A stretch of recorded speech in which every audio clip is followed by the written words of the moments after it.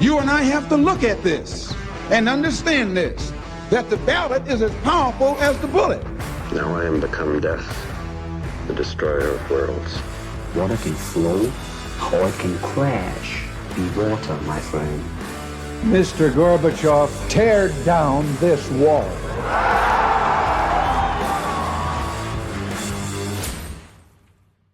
Hi, welcome to episode 69 of the Only Human podcast. Ever told yourself, I'll get to that tomorrow, and then tomorrow never comes? Today we're going to talk about procrastination, and it's not just a bad habit. It's a silent killer of a lot of things: dreams, careers, ambition, and opportunities. I've got a really bad case of it, and if I don't fight it every day, I'm just doomed. So in this episode, we're going to break down why we procrastinate, the heavy price we pay, and how to break the cycle for good. So journalist Don Marquis, he wrote in the late 1800s and early 1900s. I know him because he was a funny guy, and I still read some of his stuff. He described what we're talking about this way. He said, procrastination is the art of trying to keep up with yesterday. Procrastination is the art of trying to keep up with yesterday. And that's how it seems, isn't it? When you delay something, all of a sudden everything else piles up on top of it, and you've got to dig yourself out from underneath it. So I want to start with a couple of quick anecdotes, stories, about times and ways that procrastination just absolutely slays me, right? Causes me major headaches all the time. So first of all, I've said before, I live on a ranch here in southern Texas. And so there's always something to do on a ranch, right? There's brush clearing and fence repairing and all that stuff. And so I like to get started on a lot of things because, hey, I don't want to procrastinate. So about, I guess, last spring, I went out to clear a fence line, cut down all the brambles and bushes around it, weed whacked around it. And because I was clearing and I wasn't cleaning, I threw all that brush into the yard. Now what I have is a long pile of brush that's been there for over a year, sitting on the inside of the fence. Now the fence looks really good still, but I never got around to finishing that job. And there's other things as well. I'll use equipment even when I start to notice a small hydraulic leak in my tractor, right? Well, I'll just pour another half gallon of hydraulic fluid in there, get that one more job done. And then the next thing you know, you don't have a tractor to work with when you need it. Or more recently here, I'm going to get everything ready for when the freeze comes, when it gets really cold. And of course, I don't. And then I see the weather forecast and it's going to be 26 degrees or something like that, maybe even worse. And I have to go out and do it all at once. Invariably, I miss something and I pay for that. So that's just here around the ranch. It carries over in every aspect of my life. Work examples here at Convergent Performance. There's a lot of things I really like to do. I like to strategize and look for new markets. I like to research and develop new ideas. And there's some things I really don't like to do, like reviewing and revising new training or proofreading marketing materials before they go out. And so what ends up happening is I spend my time doing the things that I enjoy doing, and then I don't give that extra effort, focus, attention to detail into the things that other people in my company rely on me to do. And that's a problem. That's just poor leadership, and I'm working on it. And then the last thing I'll tell you is in my writing career, I love to work on the next big idea, the next novel, the next nonfiction book, the next children's book. Probably didn't even know I wrote those, did you? And not finishing up the things that are really close to being done. And I'll give you an example from just this morning. My latest novel, you'll notice it says by Buck Miles. That's my pseudonym for writing fiction. It's called 13 Bullets. And all I had to do was go over the most recent PDF that was sent to me for all of the last minute corrections, moving quotation marks, justifying paragraphs in my author's proof that I discovered. And I've been sitting on that for about 10 days. And as soon as I finish that, which I will do today, I promise you, the book will be up for publication. But why not a week ago or 2 weeks ago when I first had the opportunity to do it? Since I'm shamelessly promoting my fiction work, first novel has been out about a year and a half. It's called Dark Wind, kind of a military thriller with some sci-fi attached. Writing is hard enough as it is. Getting started is always very easy for me. Finishing and closing it out is really a struggle. And so I end up not meeting deadlines, which, gets in the way of my long-term planning and goals. So I tell you this because I suspect, if you're out there listening, that you've got your own version of it, right? Everybody struggles with procrastination. And it really took me a while to understand the roots of it. Why is it such a problem when logically I can sit here and describe to you the multiple ways in which it negatively impacts my life? So that's the first thing I want to look into is why is it that people procrastinate? And it's really easy to say it's laziness. And to some extent, it might be. But laziness is also a form of emotion. Right? We've talked about the difference between logic and emotion before, and we're going to talk about it again here. Because at the end of the day, it's a chemical battle. It's an addiction to instant gratification, which is formed by the limbic system, right? It shoots little chemicals into your body that says, doing nothing feels good right now. And even the thought of having to do something that's not gratifying to you shoots negative chemicals, stress chemicals, cortisol, into your system. So for one reason or another, we've evolved for the deck to be stacked against you from a biochemical point of view, right? So this everyday battle between the limbic system and our rational long-term thinking, which is in our prefrontal cortex, by the way, unless we can think hard enough and force our action, we will lose to procrastination. It's pretty simple and very difficult to break. So the next thing I want to look at are some of the psychology behind procrastination.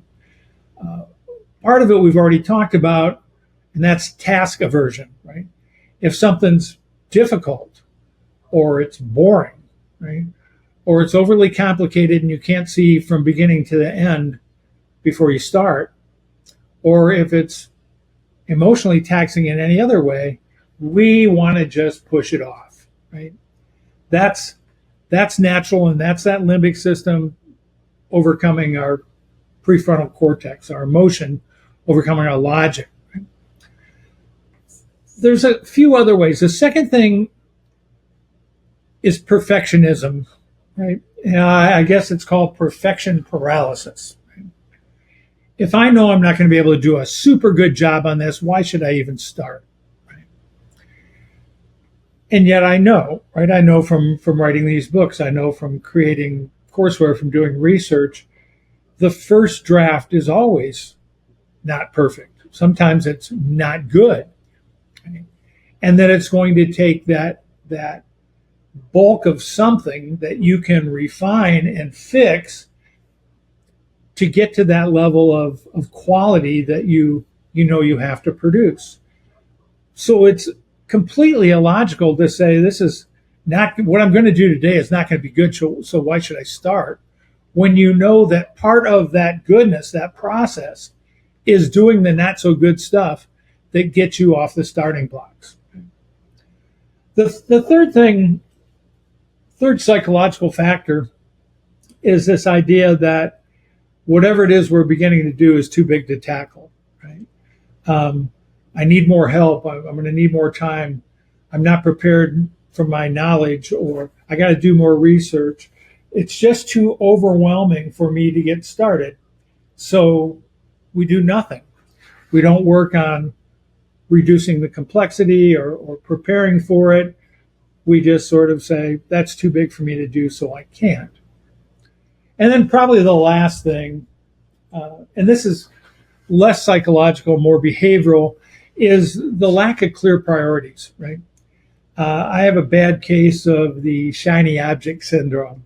Just like I said, I got this new idea for, in my writing world, I write children's books, I write adult fiction, I write nonfiction, and I decided there was a gap in there for young readers. And I can remember when I was in junior high reading sports stories, right?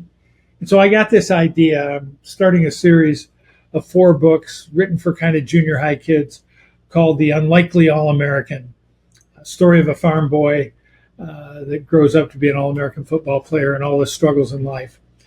Just FYI, everything I do is for the same main purpose. They all are dealing with the human element and how we overcome challenges and stress, and that fits my mission and all that other stuff. So it's not like I'm completely all over the place, but yet when I've got something on my computer that's 75% done, why did I spend 90 minutes this morning outlining the Unlikely All-American series, genre for an audience I've never written before? You know why? Because it's a shiny new object, and I wanted to. I was excited about it, and I had that neurochemical feedback that said, yeah, this is way, way more important than finishing that other book that you've got going. So a lot of psychological factors as well as those biochemical factors. So if you're a procrastinator like me, don't sweat it. We all are naturally wired to be that way. So the first thing we got to do to get away from that is to understand the personal consequences of procrastination. And one of them is a killer, right? And that's increased stress and anxiety over things undone. Right? Chronic stress is a killer, right? Leads to all kinds of things: high blood pressure, cancers, poor mental health, all kinds of things. Procrastination is bad for your short and long-term health. The second thing is when you get behind and you're trying to keep up with yesterday, like Don Marquis said in the quote I kicked off this podcast with, it's always going to end up with you doing lower quality work due to last minute rush jobs. Right? So when you're trying to keep up with yesterday, it's like, oh, I just got to get that stuff done so that I can get on with today's work. And by the time I get on with today's work, it's noon, and oh gosh, I got to have something to eat. And then I'm pushing things into tomorrow, right? And probably the thing that haunts me the most, and the reason that I end up extending my work days, which are pretty long already. I mean, I put in 8 hours a day in normal business work, and then probably another 3.5 or 4 hours in writing and journalism and that sort of stuff. So that gets to be a pretty long day. And if I don't have some downtime, some free time, I don't think of that new idea. I miss opportunities to do other things, right? So 3 of the biggest personal consequences then: increased stress and anxiety, which can kill you, lower quality work because of rush jobs, and then long-term regret because I didn't have enough time to do something that was really important to me. Now, these all can have both personal and professional consequences, right? You miss a deadline, you lose trust, or your people lose trust in you. You miss a promotion, you miss a business opportunity, those types of things. It damages your reputation and your credibility, both personally and professionally. If I tell someone, I'll get this done for you by Wednesday, and Thursday rolls around and Tony hasn't been there, next time I tell them something, they're not going to believe it, right? So you lose credibility when you can't complete things on time. The way I fix that is I almost never promise anything by a specific time unless it must be done by that time. Okay? So if somebody says, can you bring it over? I'll say, yeah, in the next few days. If you don't hear from me, please bug me again on Sunday. It means I forgot. Right? That way I'm building in some flexibility. And then the last thing, especially as you roll into leadership roles, whether it's family leadership or, business, procrastination can lead to poor priorities, which leads to decision paralysis, right? Hey, Tony, we need to know whether or not we should buy this new learning management system. And I'm going, okay, I know that's on my list. I've asked them for recommendations. They've given me all this stuff. And then I don't get back to them, right? And I don't make the decision. And then I get bugged again. And I'll look at it and I'll say, okay, based on my cursory look, and these guys give me dirty looks over my screen. We don't want your cursory looks, or we want a deep look, right? And so I'm hurting the team then when I can't make decisions about important things because my life's become too helter-skelter and busy. Well, you know that I like to give historical examples of everything and how big that this can play out. And so I chose for my procrastination historical example the sad story of General George B. McClellan. And if any Civil War people out there already know where I'm going with this, it's one of the most famous examples of procrastination in history. George McClellan was the original commander of the Union Army during the American Civil War. Appointed by Lincoln, this guy was a brilliant organizer, a great trainer and strategist. But he had one fatal flaw. He was afraid to go into combat. He simply would not act, right? His reluctance to engage in battle and endless delays gave the Confederacy, who was commanded by Robert E. Lee, who had no such problem. He would attack when you least expected it with, weird formations and cavalry and all sorts of things. So McClellan's delays fed right into Lee's strengths, right? And I'm going to argue that it probably prolonged the war by at least 3 or 4 years and easily cost 100,000 or more American lives. Excuse me. And here's an example. I'll give it 2 examples, specific examples of McClellan. The Peninsula Campaign of 1862, McClellan had this wonderful, ambitious plan to capture Richmond, was the capital of the Confederacy, right? He was going to move his entire army down the James River. And it was a wonderful plan. He had outnumbered and would outmaneuver the enemy tremendously, but yet when it was ready to execute, he started to doubt himself. He spent weeks and weeks asking for more reinforcements instead of advancing. General Lee finally heard about the plan, and he fortified Richmond, which negated the entire opportunity to end the war right there. Okay? And I'll go forward further. After the Battle of Antietam, which was one of the bloodiest battles, I think it is the bloodiest day in American history, basically fought to a draw. But instead of pursuing the Confederates, who were in Union territory and they could move south after him and cut him off, he basically stopped to lick his wounds, man. Instead of pursuing the retreating Confederates and potentially ending the war right there, he hesitated again, right? Eventually, President Lincoln was frustrated beyond belief. And right after Antietam, he came out and he said, go after them. But McClellan said, no, I'm the general of the armies, and we're not ready yet, sir. I need more supplies. My army's not yet ready.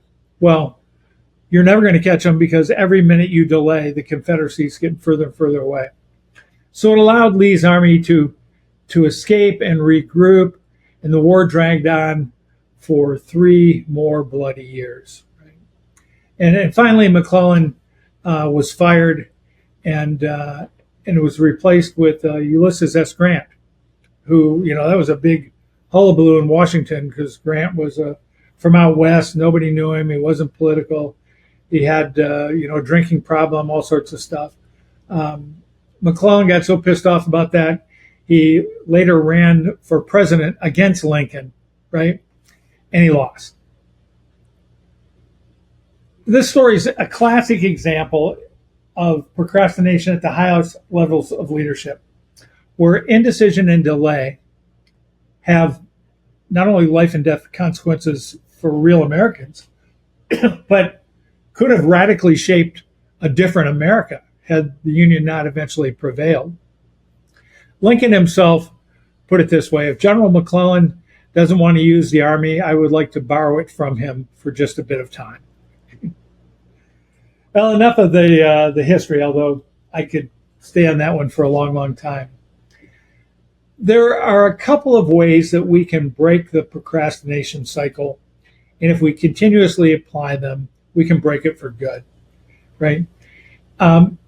Ben Franklin has a key to the first one. He said, "You may delay, but time's not going to," right?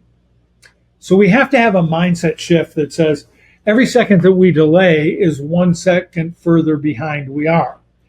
And the second thing is something called embracing the 80% rule. Get started, shoot for getting something 80% done. And then you're close enough to see the finish line and you power through that, right? And reframe the fear of not having it be perfect or it's too complex, right? Reframe that around progress, not completion. Okay? What's that mean? Well, I may not be able to go out along my fence line and pick up all that brush today, right? But if I pick up 10% of it today, 10% of it tomorrow, in 2 weeks, that'll all be cleared off. And maybe one day it'll be a really nice day and I'll just go for it and finish the whole darn job. The whole thing is anchored on getting started, right? So realize time's not delaying for you.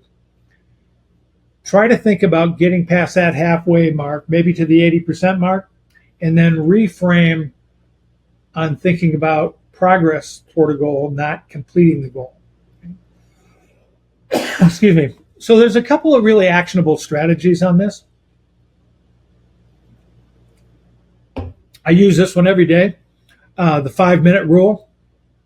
I'm going to start my hardest task first thing, and I put 5 minutes on it. Right? Hardest task of the day, first thing in the morning, and I'm going to put 5 minutes on it.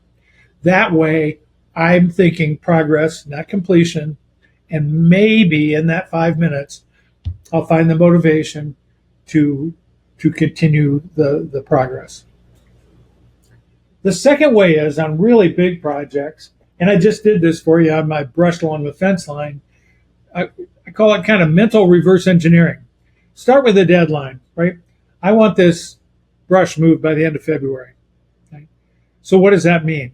That means sometime between now and then, I don't know what I got left here, 10 days or so, I got to do 10% of that a day, right? 10% of moving that brush, heck, that's one truck full. I can do that. I can do that easily, right? So I've reverse engineered it.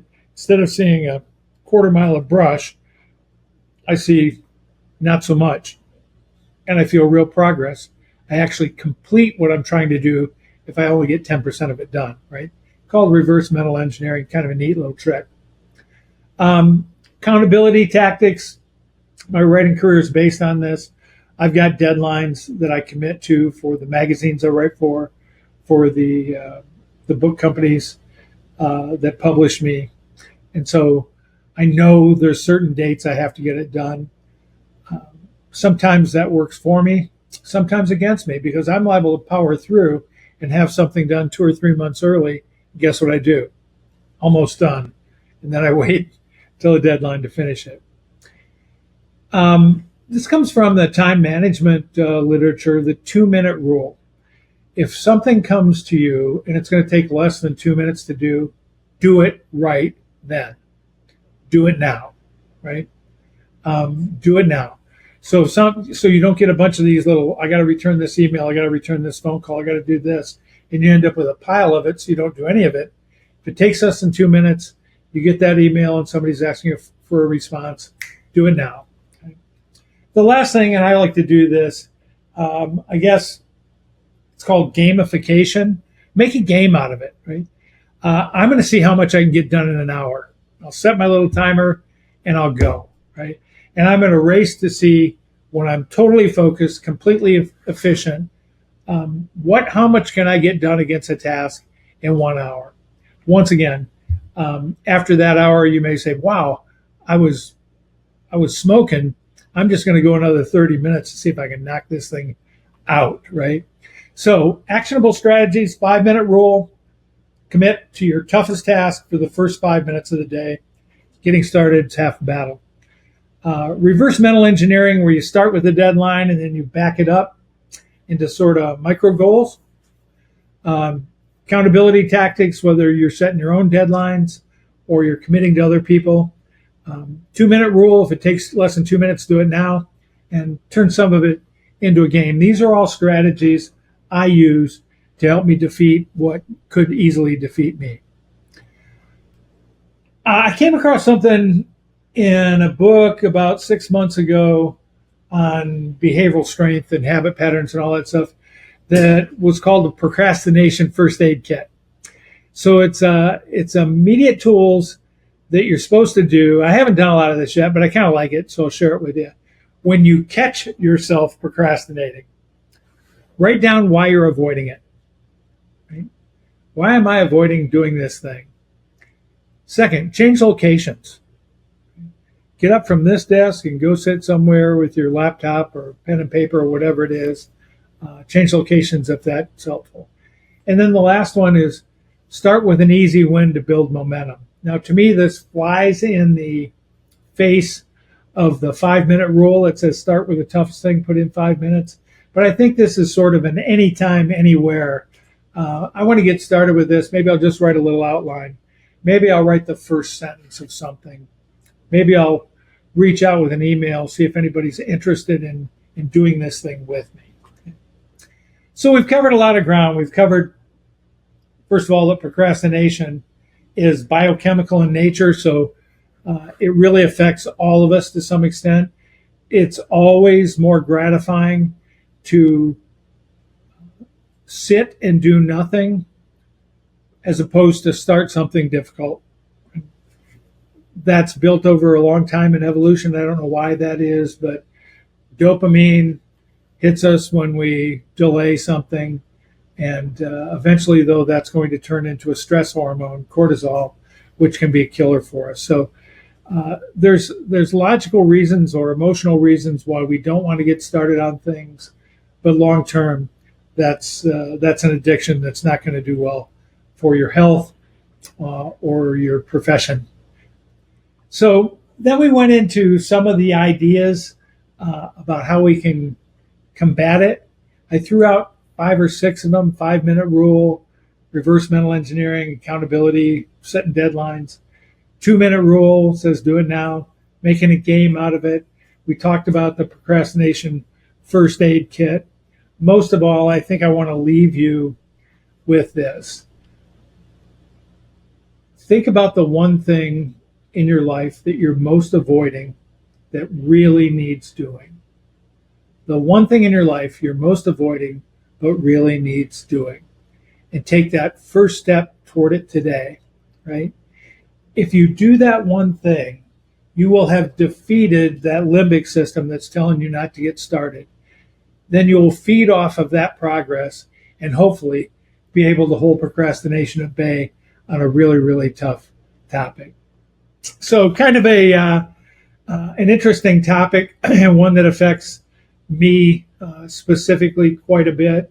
It's a battle I have to fight every day, and I hope we've helped you along the way learn how to fight it as well. Please share widely. Remember, we're trying to reach a big audience to help them overcome the challenges of being only human. We'll be back next week on Tuesday. We drop every Tuesday at 9.